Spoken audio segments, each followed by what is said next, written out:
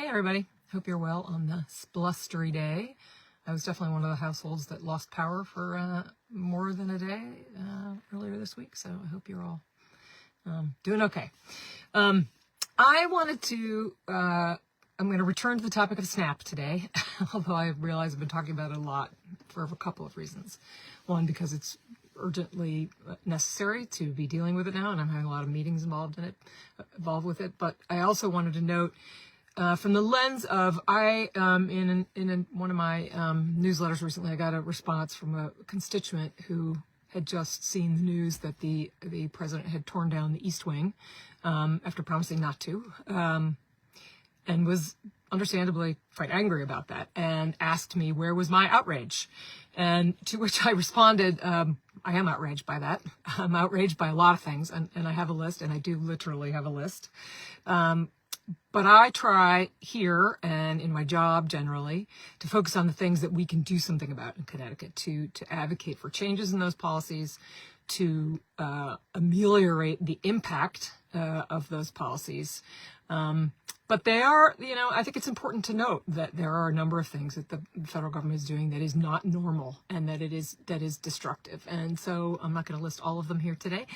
Maybe I'll save that for another day. But I will start with the SNAP one in particular, because although the federal government under court order has recently said that they will partially fund SNAP benefits, what they have been doing is basically using kids as human shields to get their policy demands. It's weaponizing, food resources for hungry kids. And that is not acceptable.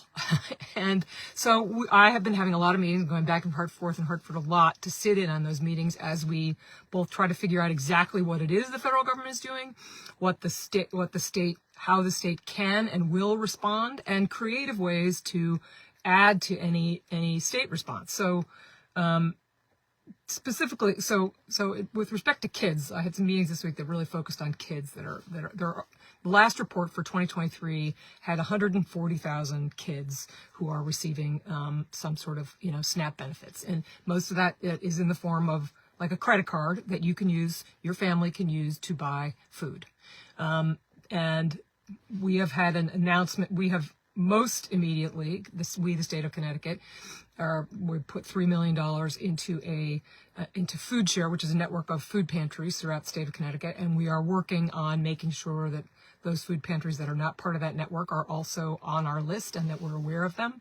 But that's not the same thing as having an EBT card, which is, first of all, as many of you know, in our neck of the woods, food pantries, and we have them in every town, but they're sometimes open only one day a week. And so for a working family, may not be able to get there on Thursday afternoon or Friday afternoon, whenever they happen to be open.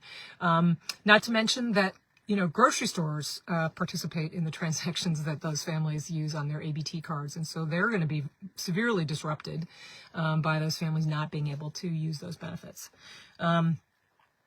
So what our meetings have been sort of what the state is going to do. So we are glad to see that the Trump administration is putting some benefits into the system, and as of today, we are hearing that Connecticut is receiving some of those benefits. The headlines say half. What we're receiving does not appear to be half, so that we have some questions about that. But there's another question about how quickly we can get those benefits out to families who are already, didn't have them, 2 weeks ago. And so what can we do? Is there a Band-Aid approach that we can do to get some benefits out quickly? And again, this is a moving target. At first, we didn't think we could use the cards. Now it appears that we, the state, will be able to load our own resources onto those cards if the federal resources are not adequate to needs. But how quickly can we actually make sure those resources are accessible? And so we had meetings yesterday. For example, a couple of creative legislators met with me and the chair of appropriations about and grocery stores wanted to participate in discounts for, or discounted grocery store credit cards for those families. Then the USDA announced that grocery stores are not allowed to give discounts to SNAP-eligible families, so that's a hardship. And also, in setting up the program, there are all kinds of hurdles about. We go to great lengths we are required to go to great lengths to make sure we don't identify families who are eligible for SNAP. That's up to them. If they want to identify themselves, that's fine. But we, the government, we, the schools that distribute those benefits to the kids that receive them at lunch, for example, we want this to be, we want them to look like every other kid, because they are every other kid. And so we have to be very careful about that. And it's tricky about setting that up. And it wasn't clear to us that it was actually even going to be any faster. So we are now turning a lot of wheels to try to figure out how to load state resources onto those EBT cards so that those families are able to not be hungry and have those 140,000 kids in Connecticut who rely on those benefits every day not be hungry. So yes, that outrages me. In the meantime, I wanted to talk just again about the food pantries. I mentioned we're putting $3 million into the Food Share Network in Connecticut when we're trying to list all the non-food share associated food pantries. But as I said, so the food pantries in the Northwest corner in particular, again, often open only one day a week. And also most of them some of them are entirely privately funded, and most of them are mostly privately funded.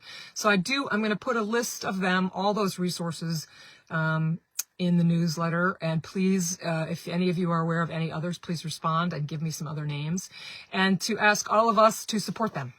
They really need us now. Traffic is way up at every single facility, and that's not just for SNAP eligible families. That's a whole lot of people who are feeling the pain of the cost of living in every respect, and they need help.